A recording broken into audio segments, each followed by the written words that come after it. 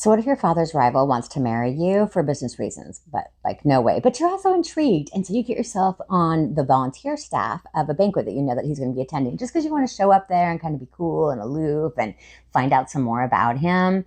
But of course he finds you at the worst possible time. You've just cut your finger on a vase that you broke and you're on your knees trying to clean it up and there's blood all over. Let me see it, he says. And you try to brush him off the first time, but then he says it again and it's so demanding and you just can't help yourself. You give him your finger without a second thought. Mesmerized, you watch as he licks the wound clean. But then he blows hot air across it and it hurts, so you pull your hand away. Did it sting?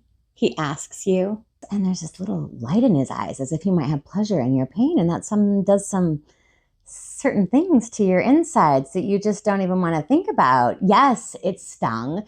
You're so annoyed because he's hot and he's cold and you like him and you hate him and it's all so confusing. So you run into the bathroom trying to get some much needed space. Of course, the dick follows you. You shout at him, obviously you're stalking me. You're cute if you think that, he says, since this is my event and obviously you're the one stalking me. So just get over yourself and marry me. You get over yourself, you say, because sometimes you're not very mature. And it's not one of your finer points.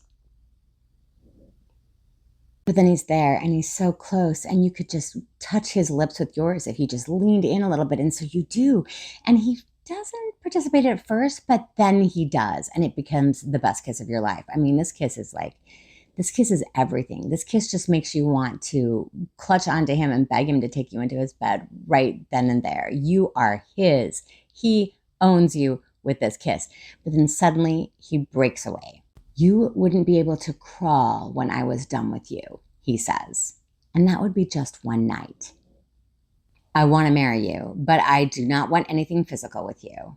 Well, fine, because you're not marrying him. And it's stupid anyway, because you have this great chemistry. You obviously know he feels it.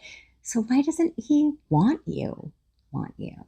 That's just the beginning of the mystery behind Edward Fassbender, and you can find out more about his diabolical plans for his rival's daughter in my best-selling series, Slay.